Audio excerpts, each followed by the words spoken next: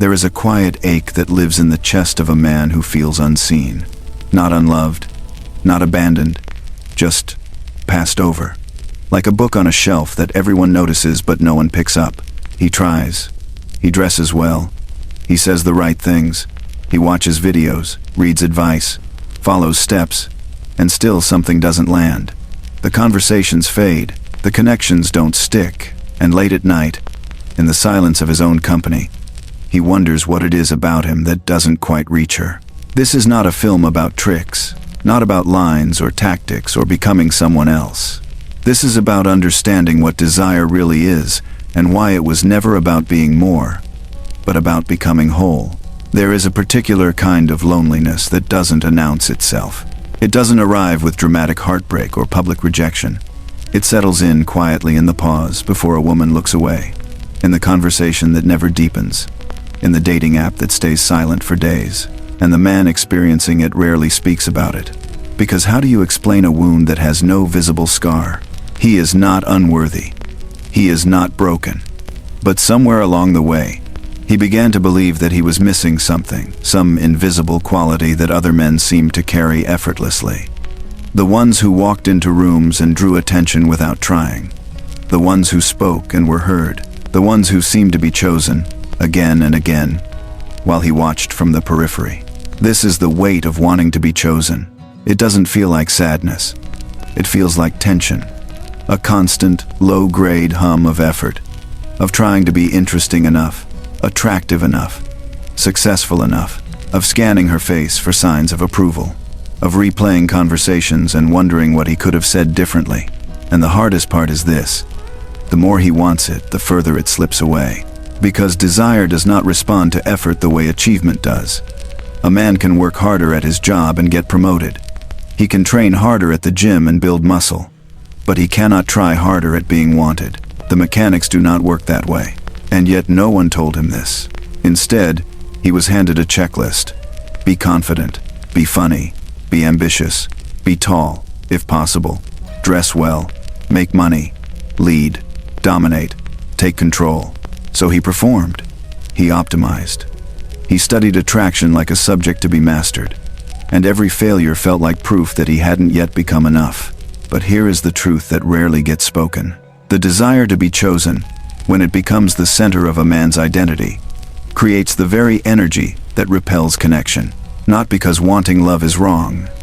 Every human being longs to be seen, to be held, to be wanted. That longing is ancient and sacred. But when a man builds his entire sense of worth around whether or not a woman selections him, when her attention becomes the metric by which he measures his value, something shifts in the space between them. She feels it. Not consciously, perhaps, but instinctively. She senses the quiet desperation beneath the charm, the hunger beneath the humor, the need beneath the niceness. And something in her pulls back, not out of cruelty, but out of self-protection.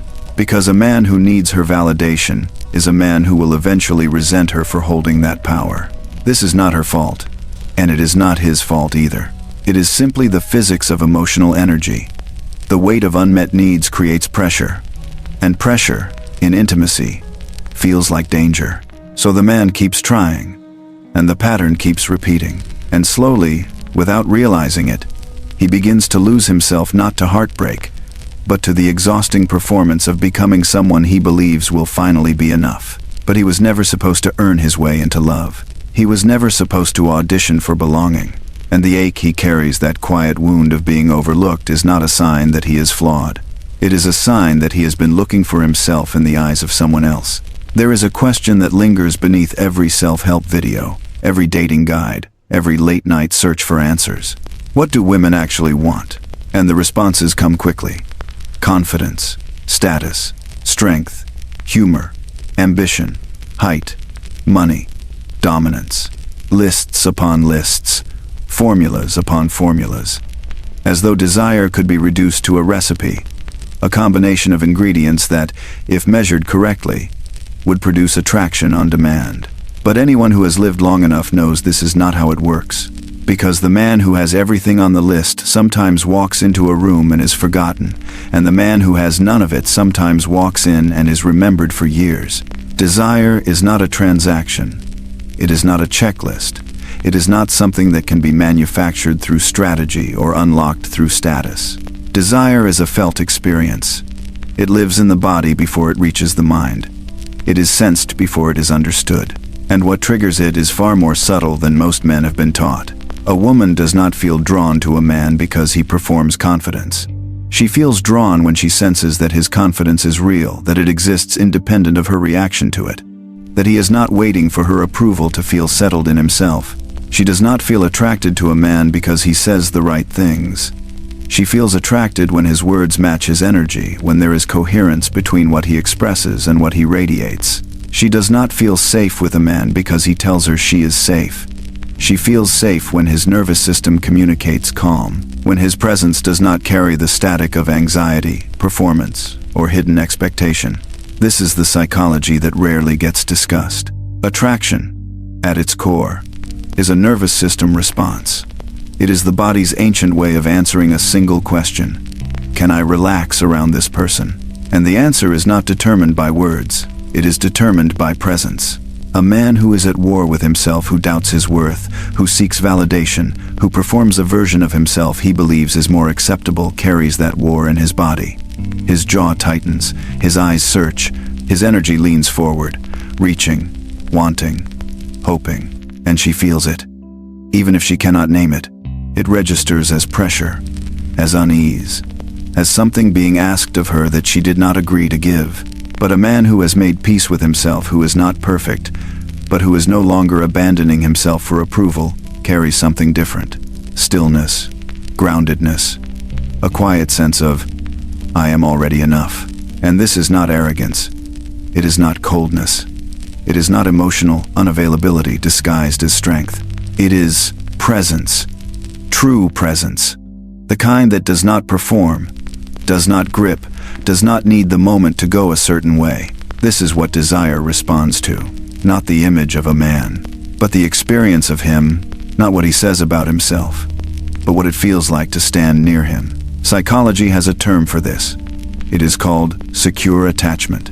A man who has developed a secure relationship with himself, who can regulate his own emotions, who does not collapse in the face of rejection, who does not inflate in the face of praise, becomes someone others feel safe to open toward, not because he is dominant, but because he is stable, not because he is impressive, but because he is real.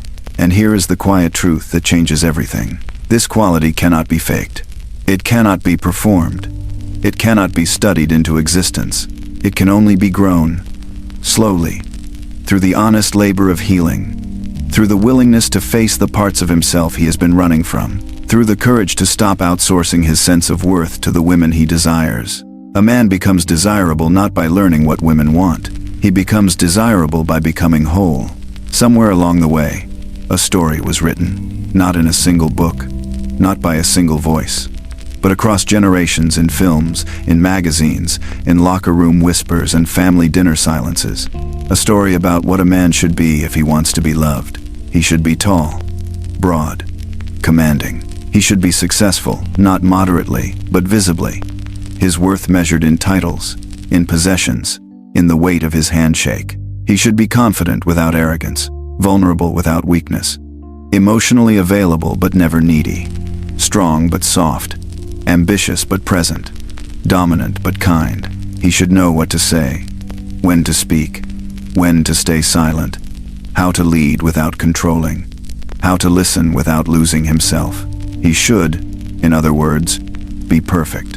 And every man who grew up absorbing this story, consciously or not, began to measure himself against it, began to scan his reflection for flaws, began to notice where he fell short, where he was too quiet, too emotional, too soft, too awkward, too much of one thing and not enough of another. This is the myth of the perfect man. And it is a myth that has quietly wounded generations, because the image does not exist. It never did. It was assembled from fragments, a jawline from one actor, a confidence from another, a success story from a magazine cover, a romantic gesture from a film that was written by someone who had never lived it. And yet the measuring continues. The comparison never stops. He sees other men and wonders what they have that he does not. He watches couples and studies the man beside her, searching for the quality that earned him her attention. He builds a mental catalog of everything he is not, and begins to believe that this is why he has not been chosen. But here is what the myth never tells him. Women do not fall in love with perfection. They fall in love with presence. They do not stay with men who perform an ideal. They stay with men who are real. The man who admits he is nervous. The man who laughs at himself without shame. The man who does not pretend to have all the answers. The man whose strength is not a performance but a quiet steadiness that does not waver when things get hard. This is what the myth obscures. It teaches men to construct themselves rather than to know themselves, to build an image rather than to inhabit a truth. And in doing so, it creates a generation of men who are skilled at performance but strangers to their own depth. And women feel this. They feel when a man is wearing a mask, even a well-crafted one.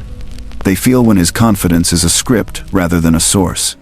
They feel the gap between who he is pretending to be and who he actually is. And that gap, no matter how small, breaks trust before it can begin. Because intimacy requires access. It requires that a man be reachable, not hidden behind an image of what he thinks she wants. The myth also carries another cost. It teaches men that they must earn love. That affection is a reward for achievement. That belonging is something to be deserved rather than something to be shared. And so he spends years trying to become worthy, trying to add more to his resume. More muscle, more money, more charm, believing that at some point he will finally cross the threshold, finally become enough. But that threshold does not exist, because love is not a prize for the deserving.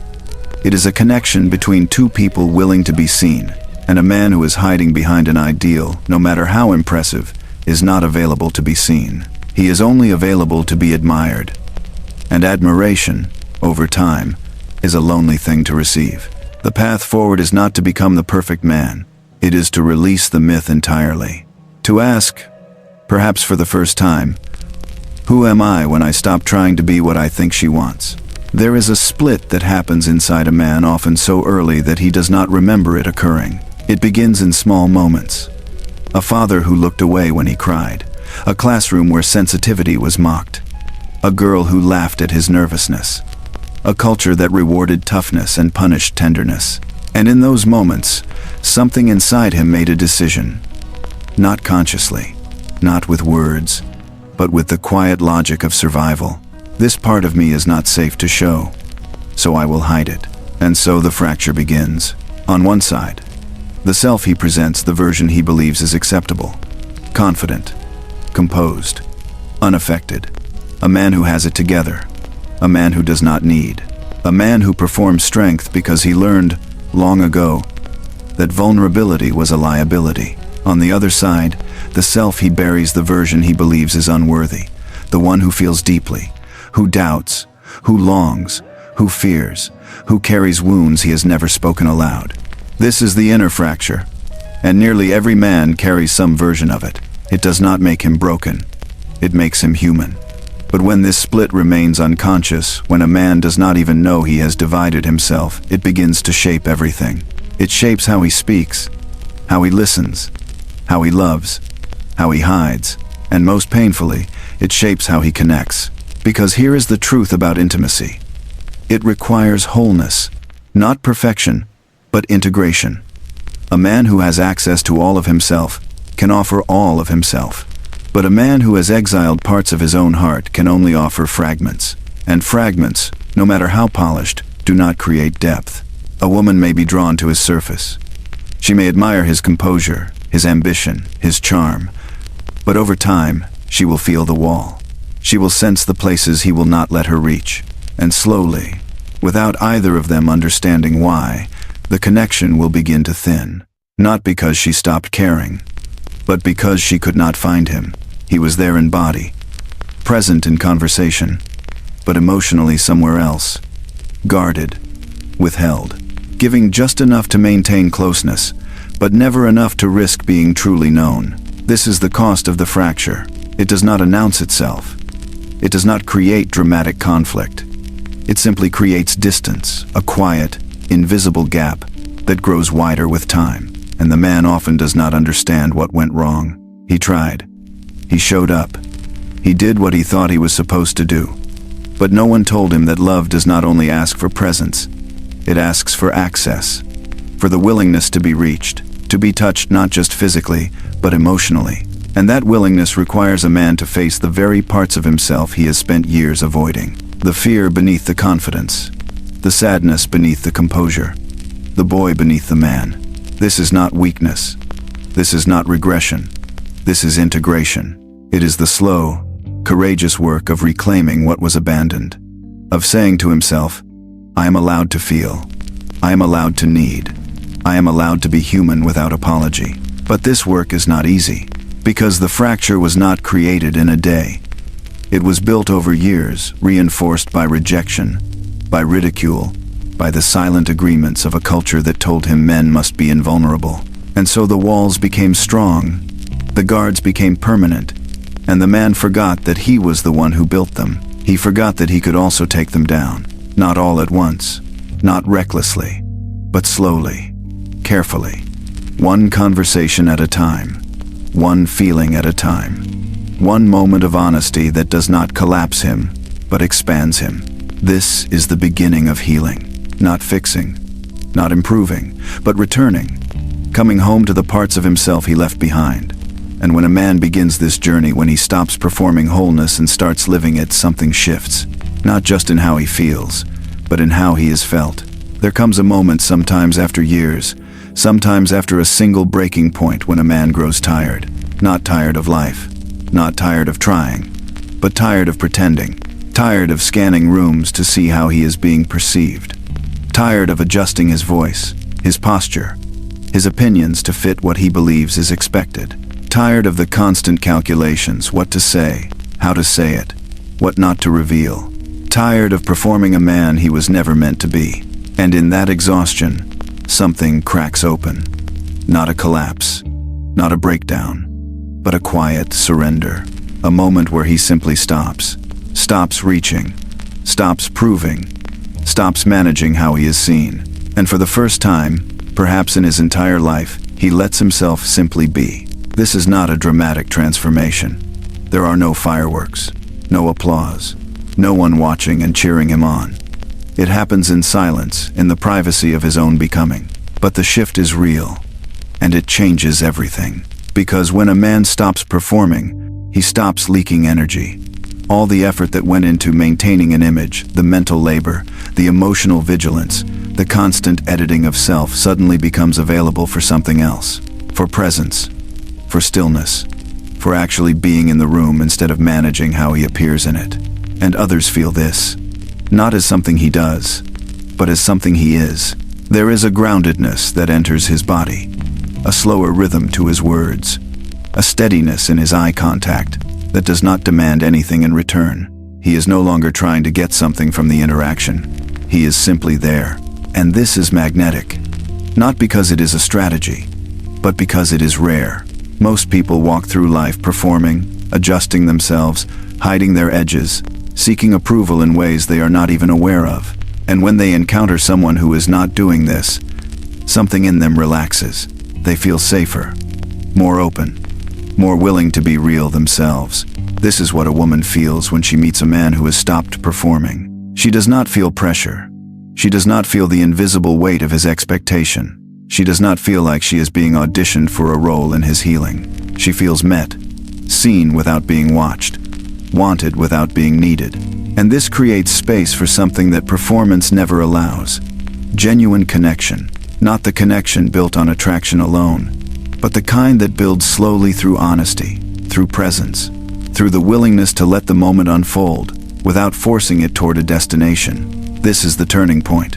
Not a technique, not a mindset shift, but a way of being that emerges only when a man has stopped outsourcing his worth, when he no longer needs her to see him a certain way, when her reaction does not determine his mood, when he can hold space for her without abandoning himself. This is not coldness. It is not detachment. It is not emotional unavailability dressed up as strength. It is freedom. The freedom to be with someone without performing for them, to be attracted without being desperate, to desire without grasping. And paradoxically, this is when desire flows most naturally toward him, not because he has mastered attraction, but because he has stopped chasing it. He has become the thing that cannot be faked, a man who is comfortable in his own skin, a man who does not need the world to validate what he already knows about himself. And that knowing, that quiet, unshakable sense of self is felt before a single word is spoken. It is felt in the way he stands, in the ease of his breath, in the unhurried quality of his attention.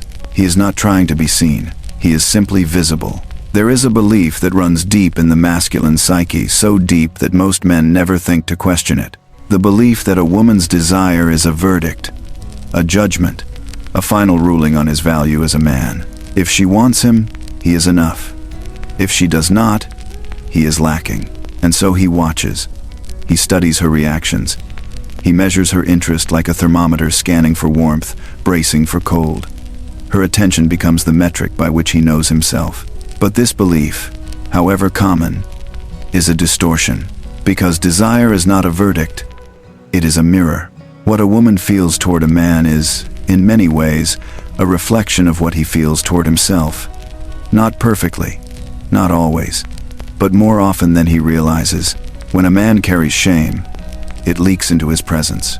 It shows up in the way he apologizes too quickly, in the way he over-explains, in the way he braces for rejection before it has even arrived. When a man carries unworthiness, it shapes his energy.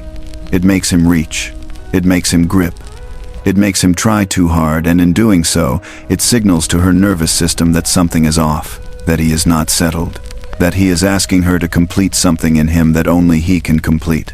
And when a man carries quiet self-respect, not arrogance, not ego, but genuine respect for his own existence, that too is felt. It creates ease, safety, a sense that he is not there to take from her, but to share with her. This is the mirror. It does not mean that every rejection is his fault. It does not mean that attraction is entirely within his control. Chemistry is mysterious. Compatibility is complex. There are forces at play that no amount of inner work can override. But what it does mean is this: the relationship a man has with himself is the foundation of every relationship he will ever have with a woman. If he abandons himself, she will sense it. If he doubts himself, she will feel it. If he is at war with who he is, that war will show up in the space between them, no matter how carefully he hides it. And if he has made peace with himself, if he has done the slow, unglamorous work of self-acceptance, that peace will radiate outward. It will invite her to relax, to trust, to open. Not because he is perfect, but because he is real. This is what women are truly looking for. Not a man without flaws, but a man who is not running from them. Not a man who has everything figured out, but a man who is honest about what he does not know. Not a man who performs strength, but a man who has enough strength to be vulnerable. Because vulnerability, in its truest form, is not weakness. It is access. It is the willingness to be seen not just in the polished moments, but in the uncertain ones, the afraid ones, the imperfect ones. And when a woman sees that a man can hold his own humanity without collapsing, that he can be tender without losing himself, that he can be open without becoming dependent, something in her recognizes him, not as a project, not as a protector, but as a partner, someone she can lean into without worrying that he will fall, someone she can trust with her own vulnerability because she sees that he is not afraid of his. This is the deeper truth about desire. It is not simply about being wanted. It is about being safe to want. A man who has not done his inner work will unconsciously ask a woman to carry what he has not faced in himself. His insecurity, his need for validation, his unhealed wounds. And she will feel that weight even if she cannot name it. But a man who has faced himself, he arrives without that burden. He does not need her to fix him. He does not need her to prove his worth. He is already standing on his own ground. And from that ground, real love becomes possible. Not love built on need, but love built on choice. And so the journey arrives not at a destination, but at a recognition. A quiet knowing that settles in the chest like the last light of evening. Not triumphant, not loud, but certain. He is not the man he was pretending to be. He is not the man the world told him to become. He is not the collection of strategies, improvements, and adjustments he spent years assembling. He is something far simpler, far older, far more true. He is himself, not the polished version, not the optimized version, but the one who existed before the fracture, before the performance, before he learned to hide the parts of himself he believed were unworthy of love. This is the man he was becoming all along, not by addition, but by subtraction, not by building more, but by releasing what was never his to carry, the beliefs about what he should be, the shame about what he was not, the endless striving toward an image that was never real, all of it slowly, painfully, beautifully falling away. And what remains is not emptiness, it is presence. A man who no longer needs to prove himself, who no longer scans the room for approval, who no longer shapes his words to manage how he is perceived. A man who can stand in his own stillness and feel that it is enough. This is not the end of growth. It is not the arrival at some final, perfect version of self. Growth continues. Learning continues. The edges keep softening. The depth keeps expanding. But the foundation has shifted. He no longer builds from lack. He builds from wholeness. He no longer seeks love to fill a void. He seeks love to share what is already full. And this shift, invisible to the outside world, changes everything. It changes how he walks into a room, how he holds silence, how he meets a woman's gaze without reaching for more than the moment offers. It changes the quality of his attention. No longer hungry, no longer calculating, simply open. And in that openness, something becomes possible that was never possible before. Real intimacy, not the intimacy of performance, not the intimacy of need, but the intimacy of two people choosing to be seen without armor, without pretense, without the quiet contracts of validation. This is what women feel when they meet him now. Not perfection, not dominance, not a checklist fulfilled, but realness, groundedness, the rare and unmistakable quality of a man who is no longer at war with himself. And they do not feel this because he has learned new techniques. They feel it because he has stopped hiding. He has stopped apologizing for his existence, stopped performing worthiness, stopped asking for permission to take up space. He has simply arrived in his own body, in his own life, in his own quiet truth. And that arrival is more magnetic than any strategy could ever be, because it is not manufactured. It cannot be copied. It cannot be taught in a video or summarized in a list. It can only be lived. This is the man women desire. Not the man who has everything figured out, but the man who has stopped pretending that he does. Not the man who never feels fear, but the man who feels it and stays anyway. Not the man who needs nothing, but the man who needs honestly, without collapse, without apology, without shame. He is not a destination. He is a process, a becoming, a returning. And the most beautiful part of this truth is that he was never far away. He was always there, beneath the noise, beneath the doubt, beneath the years of forgetting, waiting to be remembered, waiting to be lived.